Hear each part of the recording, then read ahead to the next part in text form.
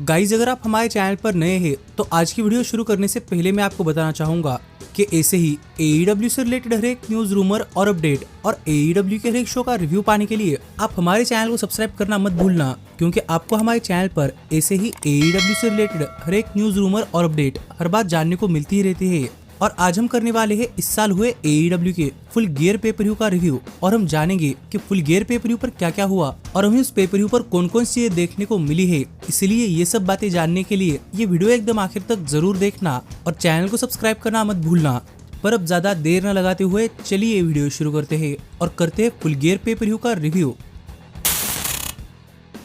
तो guys, full gear pay per view की शुरुआत AEW के टैग टीम चैंपियनशिप्स के लिए एक फैटल 4-वे मैच से हुई, जहां पर हमें प्राइवेट पार्टी अपने tag team championships House of Black, Outrunners और द क्लेम खिलाफ डिफेंड करती हुई दिखाई दी। और जैसे ही मैच शुरू हुआ वैसे हम देख पा रहे थे कि यहाँ पर हाउस ऑफ ब्लैक इस मैच के अंदर पूरी तरीके से डोमिनेट कर रहा था और अकेला हाउस ऑफ ब्लैक की तीन ही टैग टीम्स पर अटैक कर रहा था, जो देखकर एक टाइम के लिए यहाँ पर सभी टैग टीम्स एक साथ आई और सभी ने मिलकर हाउस ऑफ ब्लैक और ब्रॉडी किंग पर अटैक करना स्टार्ट कर दिया। और एज अ रिजल्ट इस मैच के अंदर हमें हर एक टैग टीम डोमिनेट करती हुई दिखाई दी, जहां पर हम देख पा रहे थे कि एक टाइम के लिए एंथनी बोवेंस यहाँ पर आउटरनर्स के साथ मिलकर काम करना चाहते थे, लेकिन मैक्स कैस्टर ने उन पर ही अटैक कर दिया, जो देखकर यहाँ पर क्राउड मैक्स कैस्टर पर पूरी तरीके से टर्न हो चुका था और यहाँ पर क्राउड मैक्स कैस्टर के लिए फक यू कैस्टर के भी चैंट्स कर रहा था। और सरप्राइजिंगली एक टाइम के लिए ये दोनों इस मैच के अंदर लीगल थे, तो यहाँ पर मैक्स कैस्टर चाहते थे कि एंथनी बोवेंस उन्हें पिन कर यहाँ पर अपनी टीम के लिए मैच जीते, जो एंथनी बोवेंस करना तो नहीं चाहते थे पर दोस्ती की खातिर उन्हें ऐसा करना पड़ा। पर प्राइवेट पार्टी ने ये मैच सेव कर लिया और इसके बाद आगे चलते हुए हमें इस मैच के अंदर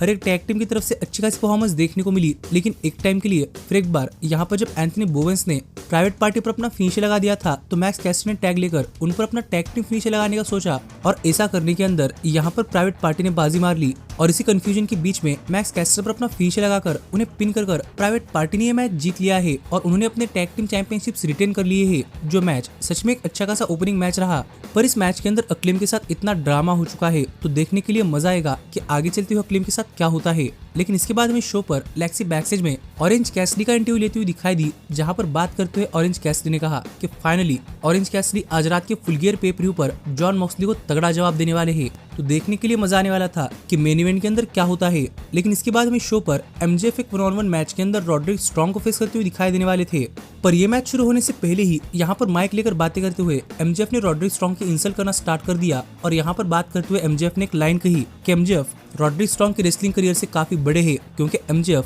बाहर जाकर मूवीज और सीरीज शूट करते हैं, जबकि रॉड्रिक स्ट्रॉन्ग की मदर घर पर बैठकर अपने पार्टनर्स को शूट करती है। और ये सुनते ही रॉड्रिक स्ट्रॉन्ग ने गुस्से में आकर यहाँ पर MJF पर काफी तगड़ा अटैक करना स्टार्ट कर दिया, जहाँ पर MJF मैच शुरू होते ही मैच छोड़कर भागना चाहते थे, पर रॉड्रिक स्ट्रॉन्ग उन्हें रिंग के अंदर ले आए। और इसी बीच MJF ने मौके का फायदा उठाकर रॉड्रिक स्ट्रॉन्ग की उंगलियां टर्म बगल के अंदर फंसाकर उन पर अटैक करना स्टार्ट कर दिया। और यहाँ पर MJF और रॉड्रिक स्ट्रॉन्ग दोनों के बीच में ही काफी शानदार बैक एंड फोर्थ एक्शन चला, जहाँ पर रॉड्रिक स्ट्रॉन्ग काफी बार MJF की पीठ को टारगेट कर रहे थे और MJF पर काफी बार बैक ब्रेकर लगा रहे थे। लेकिन MJF भी रॉड्रिक स्ट्रॉन्ग के हाथों के पीछे पड़े हुए थे और MJF किसी भी तरीके से काफी जल्दी ही मैच खत्म करना चाहते थे। लेकिन इसी बीच हमें रॉड्रिक स्ट्रॉन्ग की तरफ से उनका फिनिशर भी देखने को मिला, पर MJF रोप से काफी करीब रहे, जिस पॉइंट तक लग रहा था कि रॉड्रिक स्ट्रॉन्ग पूरी तरीके से थक चुके हैं। और MJF ने इसी चीज का फायदा उठाकर उन पर अपना सबमिशन लगा दिया और सबमिशन के सहारे काफी आसानी से ये मैच जीत लिया। पर मैच खत्म होने के बाद यहाँ पर MJF ने एक स्टील चेयर लेकर वो स्टील चेयर रॉड्रिक स्ट्रॉन्ग के हाथों के अंदर फंसाई और उस पर स्टॉम्प कर दिया, जो देखकर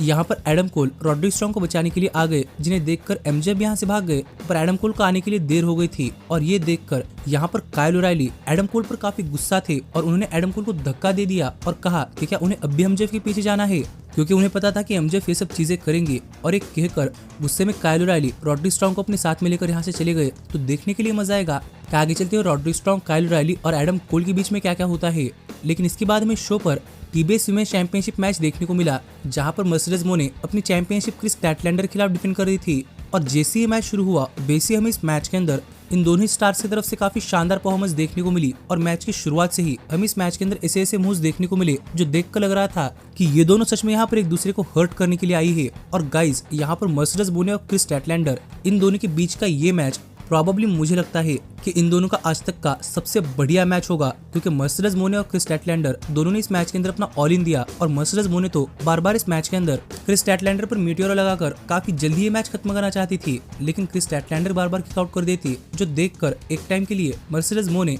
एडी गरेरो के 3 अमिगोस भी लगाना चाहती थी, लेकिन फिर भी यहाँ पर क्रिस स्टैटलैंडर ने किक आउट कर दिया, जो देखकर मर्सेडीज मोने की हालत तो रोने जैसी हो गई थी। और हमें क्रिस स्टैटलैंडर की तरफ से अच्छे खासे मूव्स भी देखने को मिले और मर्सेडीज मोने भी इस मैच के अंदर बनी रही, लेकिन आखिरकार जब मर्सेडीज मोने ने आउट ऑफ नोवेयर क्रिस स्टैटलैंडर पर अपना फिनिशर भी लगा दिया, तब भी जब यहाँ पर किक आउट हुआ तब तो पूरा का पूरा क्राउड दिस इज ऑसम और फाइट फॉरएवर के चैंट्स कर रहा था और मर्सेडीज मोने को भी पता नहीं चल रहा था कि वो क्या करे। लेकिन इसी बीच क्रिस स्टैटलैंडर अपना फिनिशर लगाने के लिए गई और मर्सेडीज मोने ने क्रिस स्टैटलैंडर के पैर को ही काटा और यहाँ पर पता नहीं कैसा, लेकिन क्रिस स्टैटलैंडर पर ये मुंह लगाकर सरप्राइजिंगली उन्हें पिन कर मर्सेडीज मोने ने ये मैच जीत लिया है। जो मैच तो एकदम तगड़ा था, लेकिन गाइस मैच का फिनिश मुझे उतना पसंद नहीं आया क्योंकि इतना इम्पैक्टफुल नहीं था। लेकिन ऐसे ही ये मैच जीतकर मर्सेडीज मोने ने अपनी टीबीएस वुमेन चैंपियनशिप रिटेन कर ली है, तो देखने के लिए मजा आएगा कि आगे इनके बीच में क्या होता है। लेकिन इसके बाद हमें शो पर जे व्हाइट एक 1-on-1 मैच के अंदर हैंगमैन पेज को फेस करते हुए दिखाई दिए और दोनों ही स्टार्स ने कहा था कि दोनों ही एक दूसरे के अपोनेंट्स के वीक चीजों को टारगेट करने वाले हैं और एज अ रिजल्ट यहाँ पर ये वही कर रहे थे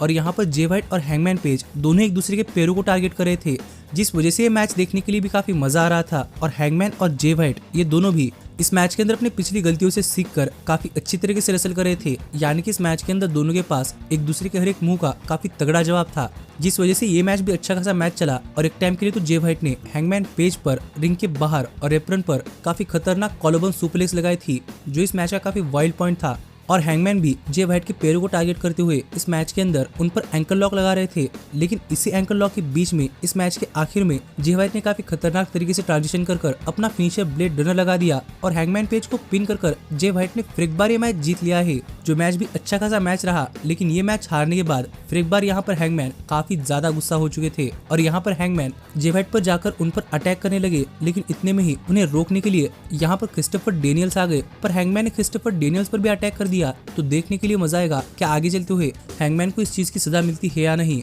लेकिन इसके बाद शो पर एक और फिनोमिनल मैच हुआ, जहां पर मैं काइल फ्लेचर विल ऑस्प्रे को फेस करते हुए दिखाई दिए। और गाइज मैं आपको बताना चाहूंगा कि शायद आप ये पूरा का पूरा मैच हमारे चैनल के वेबसाइट पर ऊपर आए कार्ड के ऊपर क्लिक कर चेकआउट कर सकते हैं। और अगर यहाँ पर हम बात करें इस मैच की, तो गाइज मैच की शुरुआत से ही मानो कि काइल फ्लेचर यहाँ पर दिखाने के लिए आए हो कि वो विल ऑस्प्रे जैसे नहीं है, जिस वजह से वो विल ऑस्प्रे पर काफी तगड़ा अटैक कर रहे थे। पर ऑस्प्रे ने भी इस मैच के अंदर अपनी एजिलिटी का इस्तेमाल कर अपने अच्छे खासे मूव्स लगाए, पर फ्लेचर की साइज और उनकी ताकत के सामने ऑस्प्रे ज्यादा कुछ नहीं कर पा रहे थे। और फ्लेचर ने इस मैच के अंदर ऑस्प्रे पर इतने तगड़े तगड़े मूव्स लगाए कि गाइज के ऑस्प्रे को भी समझ नहीं आ रहा था कि उनके साथ क्या हो रहा है। लेकिन ऑस्प्रे भी इस मैच के अंदर बने रहे और उनके तरफ से भी हमें काफी शानदार मूव्स जैसे कि स्टाइल्स क्लैश और एप्रन पर सरप्राइजिंगली टूम स्टोन भी देखने को मिला। और आउट ऑफ नोवेयर ऑस्प्रे ने इस मैच के अंदर फ्लेचर पर अपना फिनिशर हिडन ब्लेड भी लगा दिया, पर फिर भी काइल फ्लेचर ने किक आउट कर दिया, जो देखकर ऑस्प्रे भी काफी सरप्राइज हो रहे थे। पर इसी बीच जब ऑस्प्रे फिर एक बार काइल फ्लेचर को उठाने के लिए गए, तो काइल फ्लेचर ने एप्रन के बाहर स्टील स्टेप्स पर ऑस्प्रे पर एक टूमस्टोन लगा दिया, जो इस मैच की काफी खतरनाक मुंह थी। और ये देखकर पूरा का पूरा क्राउड भी काफी स्टन हो चुका था, पर फिर भी ऑस्प्रे किक आउट कर पाए, जो देखकर फ्लेचर ऑस्प्रे पर टाइगर ड्राइवर 91 लगाना चाहते थे, लेकिन उन्होंने अपना मन चेंज कर लिया और ऑस्प्रे पर एक के बाद एक काफी खतरनाक स्ट्राइकिंग कर उन्होंने आखिरकार ऑस्प्रे पर अपना फिनिशर यानी कि टर्न बकल ब्रेन बस्टर लगा दिया और उन्हें पिन कर काइल फ्लेचर ने मैच जीत लिया है। जो मैच गाइज मेरे लिए तो एक 5 स्टार मैच रहेगा, क्योंकि दोनों ही स्टार्स ने इस मैच के अंदर अपना ऑल इन दिया है। पर ये मैच खत्म होने के बाद यहाँ पर मार्क डेविस भी आकर ऑस्प्रे को चेक कर रहे थे, लेकिन काइल फ्लेचर गुस्से में यहाँ से बैकस्टेज चले गए। तो देखने के लिए मजा आएगा कि आगे क्या होता है। पर इसके बाद में शो पर मीना शेरेकावा विमेंस वर्ल्ड चैंपियन मराया मे का चैंपियनशिप सेलिब्रेशन करने के लिए आती हुई दिखाई दी और यहाँ पर आकर मीना शेरेकावा ने मराया मे को इंट्रोड्यूस किया, जिसके बाद मराया मे भी यहाँ पर आ गई और इन दोनों ने एक दूसरे की तारीफ की। और आखिरकार ये चैंपियनशिप सेलिब्रेशन करते हुए दोनों ने ही वाइन पी और जब मीना शेरेकावा डांस कर रही थी, तब अपनी आदत से मजबूर यहाँ पर मराया मे मीना शेरेकावा पर ही चैंपियन से अटैक करने के लिए गई, पर मीना बच गई और मीना ने ही यहाँ पर मराया मे पर रैम के ऊपर से काफी खतरनाक स्पीयर लगा दी, जहाँ पर ये दोनों ही टेबल्स के थ्रू गए। और यहाँ पर देखने में लग रहा था कि शायद मराया मे का सिर फ्लोर पर काफी बुरी तरीके से टकराया है और वो यहाँ पर अनकॉन्शियस हो गई है। पर मीना शेरेकावा के मुंह से भी खून आ रहा था और यहाँ पर वो भी मराया मे के एक्शंस को लेकर काफी गुस्सा थी और काफी सरप्राइज थी। तो देखने के लिए मजा आएगा कि आगे चलते हुए इन दोनों विमेंस के बीच में क्या होता है। पर शायद इनकी दोस्ती टूट चुकी है। लेकिन इसके बाद में शो पर TNT चैंपियनशिप मैच देखने को मिला, जहां पर जैक पेरी अपनी चैंपियनशिप चैलेंजर डेनियल गार्सिया के खिलाफ डिफेंड करते हुए दिखाई दिए, जहां पर गार्सिया मैच शुरू होते ही जैक पेरी पर काफी तगड़ा अटैक करने के लिए गए और यहां पर गार्सिया जैक पेरी को ओपनिंग नहीं देना चाहते थे, लेकिन out of nowhere Jack Perry ने भी यहां पर एप्रन से बाहर एक डीडीटी लगा दी, जिससे कि जैक पेरी भी इस मैच के अंदर अपना कमबैक कर पाए। और यहां पर जैक पेरी मानो गार्सिया के खिलाफ एक मैच नहीं दे रहे बल्कि उन्हें इंसल्ट कर रहे, इस तरीके से रसल कर रहे थे। और एक टाइम के लिए तो जैक पेरी ने गार्सिया को उठाकर टाइम कीपर्स एरिया के अंदर एक टेबल के थ्रू भी फेंक दिया और उन पर कचरा फेंक दिया, जिससे गार्सिया तो काफी गुस्सा हो गए और जैसे वो रिंग के अंदर आए वैसे ही उन्होंने जैक पेरी पर अच्छा खासा अटैक करना स्टार्ट कर दिया। पर गार्सिया के गुस्से का फायदा उठाकर जैक पेरी ने उन पर ही अपना फिनिशर लगा दिया, लेकिन फिर भी डेनियल गार्सिया ने किक आउट कर दिया, जो देखकर जैक पेरी चैंपियनशिप लेकर रिंग के अंदर आ गए और लग रहा था शायद वो टाइटल से अटैक कर देंगे, लेकिन उन्होंने चैंपियनशिप गार्सिया के हाथों के अंदर फेंक दी और वो बेग कर रहे थे कि गार्सिया उन पर अटैक करे, पर गार्सिया ने ऐसा नहीं किया और चैंपियनशिप रेफरी को दी। और इसी बीच यहाँ पर जैक पेरी ने गार्सिया पर एक लो ब्लो लगा दिया और उन पर अपना फिनिशर रनिंग नी लगा दिया, पर फिर भी गार्सिया किक आउट कर पाए। और यहाँ पर जब जैक पेरी फिर एक बार गार्सिया पर अपना फिनिशर लगाने के लिए गए तो गार्सिया ने रिवर्स कर जैक पेरी पर एक पाइल ड्राइवर लगाकर आखिरकार उन पर अपना सबमिशन यानी कि शार्प शूटर लगा दिया और एज ए रिजल्ट सबमिशन के सहारे गार्सिया ने यह मैच जीत लिया है और गार्सिया बन चुके हैं नए TNT चैंपियन, जो देखा जाए तो उनके लिए काफी अच्छी विक्ट्री थी। और ये मैच हारने के बाद यहाँ पर जैक पेरी भी काफी रो रहे थे, तो देखने के लिए मजा आएगा कि आगे इनके बीच में क्या होता है। लेकिन इसके बाद में शो पर इंटरनेशनल चैंपियनशिप मैच देखने को मिला, जहां पर तकेत्सा अपनी चैंपियनशिप चैलेंजर रिकोचेट के खिलाफ डिफेंड करते हुए दिखाई दिए। और गाइस इस मैच के अंदर तकेत्सा ने मैच की शुरुआत से अपने साइज का एडवांटेज उठाकर रिकोचेट पर काफी तगड़ा अटैक कर दिया और यहाँ पर लग रहा था कि रिकोचेट इस मैच के अंदर कुछ भी नहीं कर पा रहे और तकेत्सा उन्हें यहाँ पर उठा कर फेंक रहे थे, लेकिन फिर भी आउट ऑफ नोवेयर रिकोचेट अपने हाई फ्लाइंग ऑफेंस का इस्तेमाल कर इस मैच के अंदर बन पाए और यहाँ पर उन्होंने भी अच्छे खासे मूव्स लगाए। पर जब कभी ऐसा लगता कि वो मैच जीतने काफी करीब पहुंच चुके हैं, तभी यहाँ पर तकेत्सा अपना कमबैक कर देते और फिर एक बार बैक टू स्क्वायर वन। लेकिन इसी बीच हम देख पा रहे थे कि यहाँ पर रिकोचेट अच्छे खासे मूव्स लगाते हुए आखिरकार तकेत्सा पर अपना फिनिश लगाने के लिए गए, जिसे कि तकेत्सा ने रिवर्स कर यहाँ पर रिकोचेट पर एक टूमस्टोन लगा दिया और उसके बाद यहाँ पर रिकोचेट पर टॉप रोप से एक फैल्कन एरो लगाकर उन्हें पिन कर आखिरकार ये मैच जीत लिया है और अपनी इंटरनेशनल चैंपियनशिप सक्सेसफुली रिटेन कर ली है। जो देखा जाए तकेत्सा के लिए एक अच्छा खासा मैच रहा है और रिकोचेट को भी शाइन करने का मौका मिला। लेकिन इस सब के बाद हमें आगे बॉबी लैशली एक 1-on-1 मैच के अंदर स्वर स्ट्रिकलैंड को फेस करते हुए दिखाई दिए और स्वर को लग रहा था कि उनके लिए ये मैच काफी आसान सा मैच होगा, पर उनकी गलतफहमी काफी जल्दी दूर हो गई,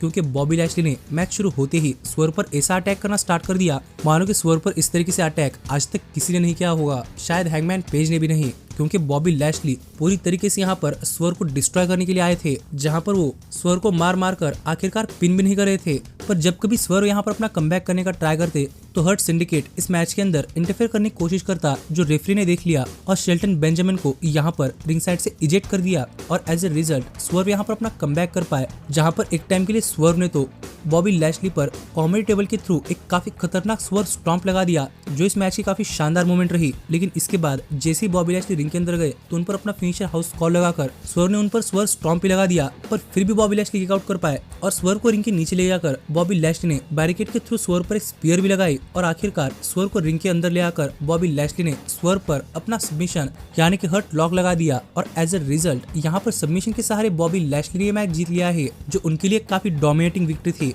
पर मैच खत्म होने के बाद बॉबी लैशली यहीं पर नहीं रुके, बल्कि उन्होंने प्रिंस नाना पर भी अपना सबमिशन यानी कि हर्ट लॉक लगा दिया और दोनों स्वर्व और प्रिंस नाना इनको अनकॉन्शियस छोड़कर बॉबी लैशली यहाँ से चले गए। तो देखने के लिए मजा आएगा कि आगे इनके स्टोरी के बीच में क्या होता है। लेकिन इस सब के बाद फाइनली टाइम हो चुका था शो के मेन इवेंट का, जहां पर इसके बारे में बात करने से पहले मैं आपको बताना चाहूंगा कि आप मॉक्सली वर्सेस ऑरेंज कैसिडी ये पूरा का पूरा मैच हमारे चैनल की मेंबरशिप ज्वाइन कर और AEW का फुल गियर पेपर व्यू हमारे चैनल की एडिट प्लस मेंबरशिप खरीद कर पूरी तरीके से यूट्यूब पर देख सकते हैं। पर फाइनली यहाँ पर टाइम हो चुका था शो के मेन इवेंट का, जहां पर हमें जॉन मॉक्सली अपनी वर्ल्ड चैंपियनशिप ऑरेंज कैसिडी के खिलाफ डिफेंड करते हुए दिखाई दे रहे थे। और जब इस मैच के लिए इंट्रोडक्शन हो रहा था तभी कैसिडी ने जॉन मॉक्सली पर 2-3 ऑरेंज पंचेस लगाए और इसी तरीके से ये मैच ऑफिशियली स्टार्ट हुआ, जहां पर ऑरेंज कैसिडी मैच की शुरुआत से मॉक्सली को जरा भी ओपनिंग ना देते हुए उन पर काफी तगड़ा अटैक करने के लिए गए। पर मॉक्सली ने भी अपना कमबैक कर कैसिडी पर अच्छे खासे मूव्स लगाए, जहां पर एक टाइम के लिए मॉक्सली ने स्टील स्टेप्स पर ऑरेंज कैसिडी पर अपना फिनिशर यानी कि पैराडाइम शिफ्ट भी लगा दिया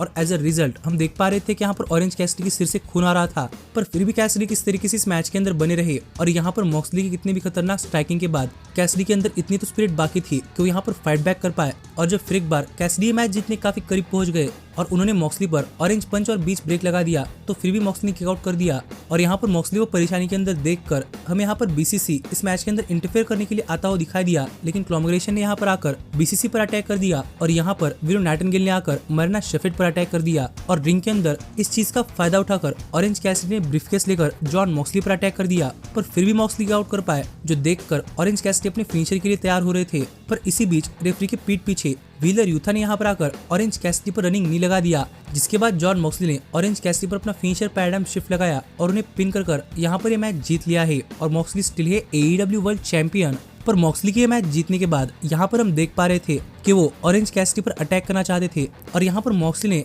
यहाँ पर फ्लोर क्लीनिंग लेकर ऑरेंज कैसिडी के सिर पर फेंक दिया, जहाँ पर कैसिडी के सिर से पहले से खून आ रहा था। तो आप सोच सकते हैं कि उन्हें कितना दर्द हुआ होगा, लेकिन इतने में ही यहाँ पर वो चीज हुई जो कि मैंने कभी एक्सपेक्ट नहीं की थी कि गाइज यहाँ पर हैंगमैन एडम पेज आ गए और हैंगमैन एडम पेज ने यहाँ पर आकर व्हीलर यूथा पर अटैक कर दिया और पेज और मॉक्सली एक दूसरे के सामने फेस टू फेस खड़े थे। लेकिन इतने में ही यहाँ पर क्रिश्चियन केज ने आकर पीछे से जॉन मॉक्सली पर अपना फिनिशर यानी किल स्विच लगा दिया और यहाँ पर क्रिश्चियन केज अपना कॉन्ट्रैक्ट कैश इन कर वर्ल्ड चैंपियनशिप मैच लेना चाहते थे, जहां पर हैंगमैन ने क्रिश्चियन केज को कॉन्ट्रैक्ट दे दिया और Christian Cage contract cash in करते इससे पहले ही यहाँ पर जे व्हाइट ने आकर क्रिश्चियन केज पर अपना फिनिशर ब्लेड रनर लगा दिया। पर जे व्हाइट कुछ समझ पाते इससे पहले ही ब्लैकपुल कॉम्बैट क्लब ने जे व्हाइट पर अटैक कर दिया और यहाँ पर किस तरीके से मॉक्सली को उठाकर बैक स्टेज चले गए, जहाँ पर जे व्हाइट भी इस चीज से काफी हंस रहे थे कि ब्लैकपुल कॉम्बैट क्लब उनसे दूर भाग गया। लेकिन हम देख पा रहे थे कि जैसे ब्लैकपुल कॉम्बैट क्लब अरीना छोड़कर जा रहा था, वैसे उनके गाड़ी को किसी और ने जोरदार धक्का मारा और अब उनकी गाड़ी तो चलने की हालत के अंदर नहीं थी, तो इसीलिए ब्लैकपुल कॉम्बैट क्लब ने किसी और की गाड़ी चुराई और वो यहाँ से भाग गए। लेकिन हमें पता चला कि ये किसी और ने नहीं बल्कि डार्बी एलन ने किया था, जो कि यहाँ पर ब्लैकपुल कॉम्बैट क्लब को चाहते थे। पर बीसीसी यहाँ से भाग गया और इसी डार्बी एलन के गुस्से के साथ इस साल का full gear paper of air चला गया, जो पेपर मुझे अच्छा खासा पेपर लगा है, जहाँ पर कोई एक्स्ट्रॉर्डिनरी सरप्राइजेस तो नहीं थे। लेकिन गाइज आप ये शो एंजॉय कर सकते हैं। पर ऐसे ही AEW से रिलेटेड एक न्यूज रूमर और अपडेट और AEW के हर एक शो का रिव्यू पाने के लिए हमारे चैनल को सब्सक्राइब करना मत भूलना। लेकिन अब मैं मिलता हूँ आपसे अगली वीडियो के अंदर, पर तब तक stay healthy, stay happy and keep watching elite wrestling. Hey, did you like that video? Click the screen for more. And where do you think you're going? Check out our official merchandise page and to support the entire cast. And thanks so much for being the elite. The elite. The elite. What, Nick, you're not going to sing it all with me this time?